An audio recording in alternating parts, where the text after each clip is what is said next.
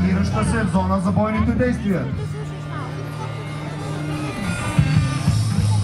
Ето в момента наблюдавате атака по земна цел, този път изпълнена от вертолет Cougar. Както добре помните, в опасната зона имаше 6 десантчици, които ние не можем да оставим без прикритие.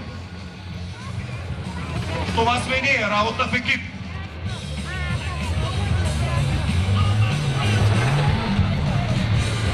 Там ще се хопна, изключително надаване. Изключително летателен, невероятен екип.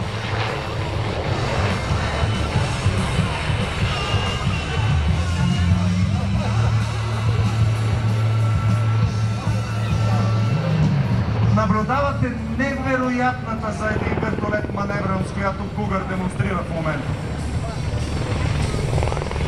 Отново погледите наляво, откъдето към района за бойни действия на пределно малка височина влита вертолет Ми-17, пилотиран от подполковник Филип Ангелов и втори пилот капитан Васил Василев.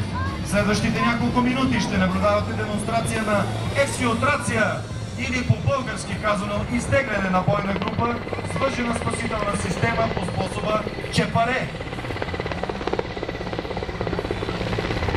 Ето виждаме как Cougar продължава своето прикритие от въздуха.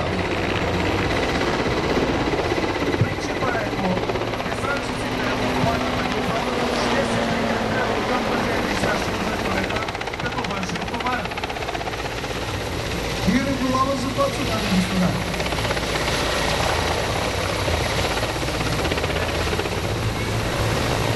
Сега десантите ще вържат наистина като сътрудни на Чепаре.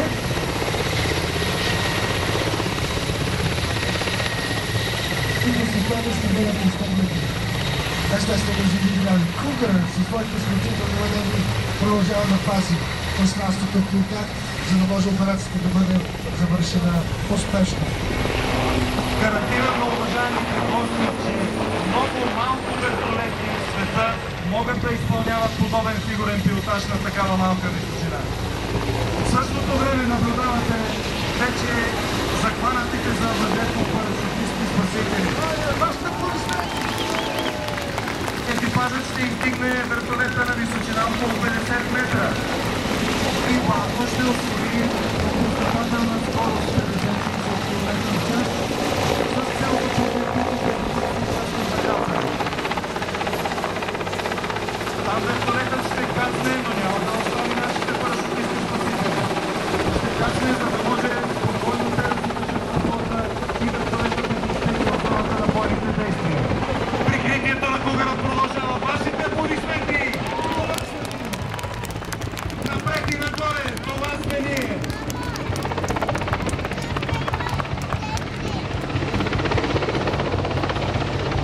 Вашите аплодисменти и за смелите спасители парашутисти!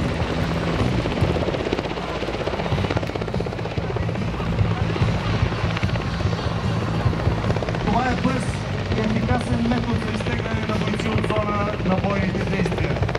Цялата операция по ексфилтрация на бойна група се изпълни под прикритието от въздуха на вертолет Cougar, пилотиран от екипаж с командир подполковник Павлов.